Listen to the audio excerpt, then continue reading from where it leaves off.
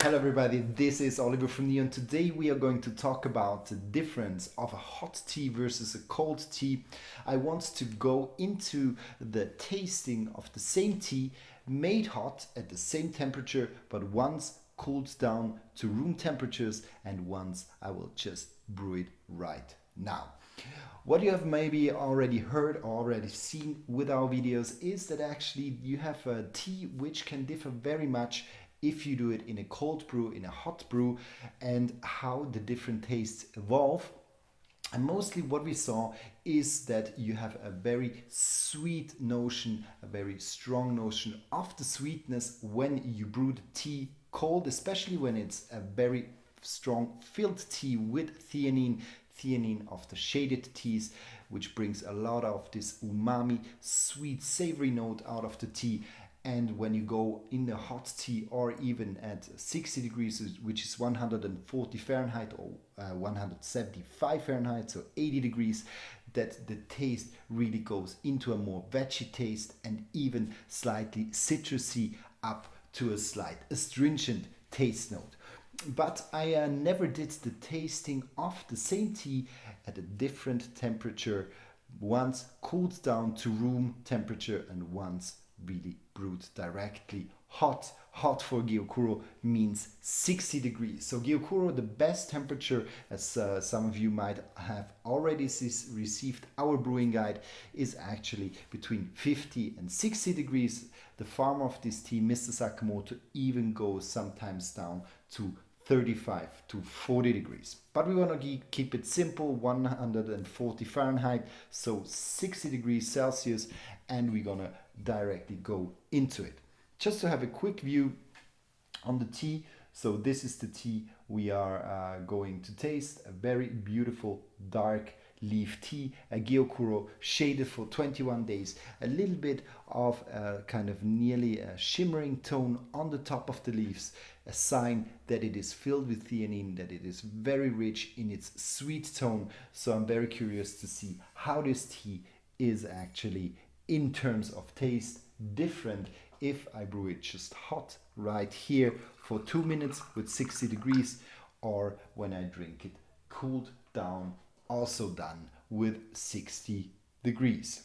Good, so the tea is done and we're gonna take it out. 2 minutes brewed at 60 degrees Celsius, and we're just going to pour it into my bottom glass. So, good. Same amount of tea, just get out.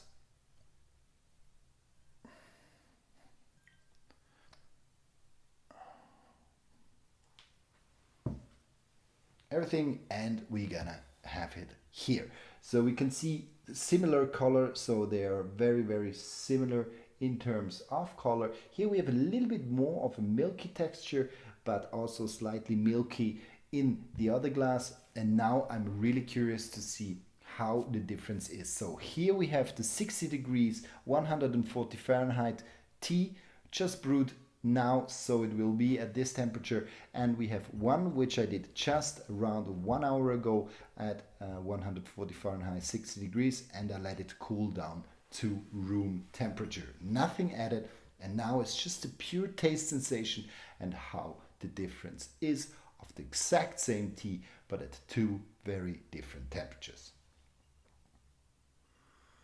So already at the nose here, so already at the nose I can see that this tea, very sweet, got a little bit of papaya, a little bit of banana as well. It's a very fruity, nice, sweet texture. No real grassiness. So very strong on the sweet side. So let's go into the tasting.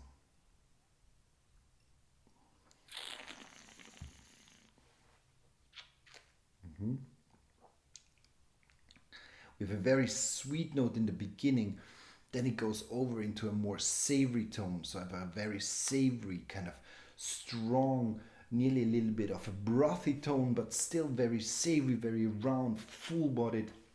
A lot of this sweetness lingering, so I have a lot of this kind of banana leaves kind of taste. I have this papaya taste. I have a little bit of mango taste as well, which I get. I have a slight green taste, so a little bit of an asparagus, a little bit of an artichoke, but mostly kind of this fruity side is very strong, with a little bit of this savory side, which is also kicking in quite fast, but much more on the fruity side. So this was this tea. Now let's go to the hot version.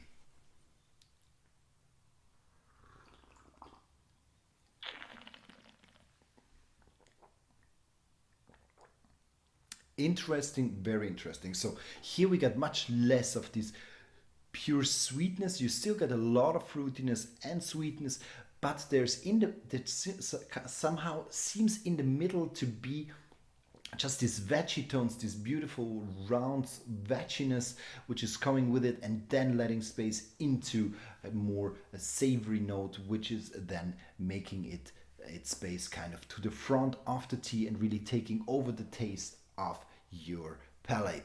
So you have much more of a kind of a balanced tea, while here we have a dominant or predominant sweetness and then letting space for a little bit of savoriness.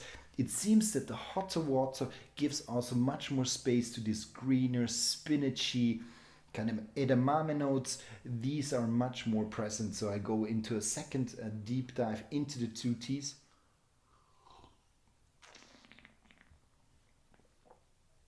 Here definitely the sweetness, then kind of a small freshness comes to it, and then you get the savory tones, but there's much more of this kind of sweet, fruity taste profile, which is most present in this tea.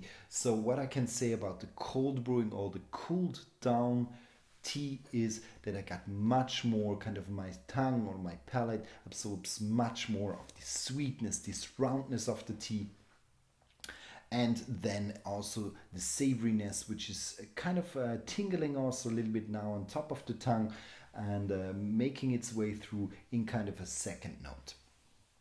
Then let's go with this one here.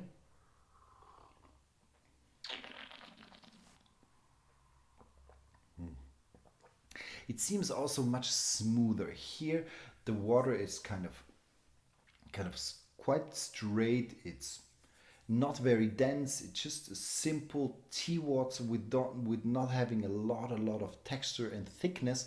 Meanwhile, here it seems that the water really has this beautiful thickness gliding over the tongue, and then kind of letting much more space to the taste of the tea.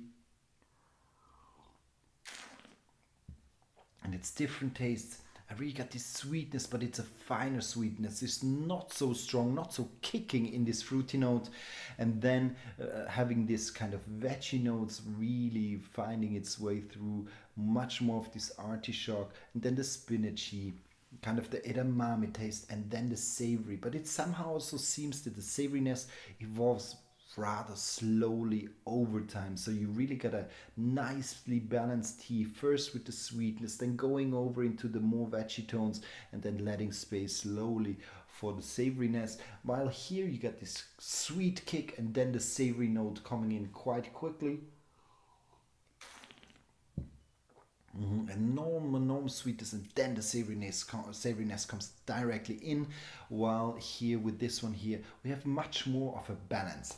And that's why personally I also tend to drink also during hot summer times the hot brews, because it has much more kind of this roundness, sweetness, and the nice balance of this sweet, veggie and savory taste notes. So the taste profile seems much broader, and the kind of bringing much more different taste notes in the tea. So I think I suggest you just to try it at home, see for yourself how you like it. Just brew once the same tea and let one tea cool down, and the other tea you drink it like this, and you make the test for yourself and let me know what you think. I hope this helped you a little bit to finding a little bit also your way to drink, and if you have any questions, never hesitate to ask me. See you soon. Bye bye.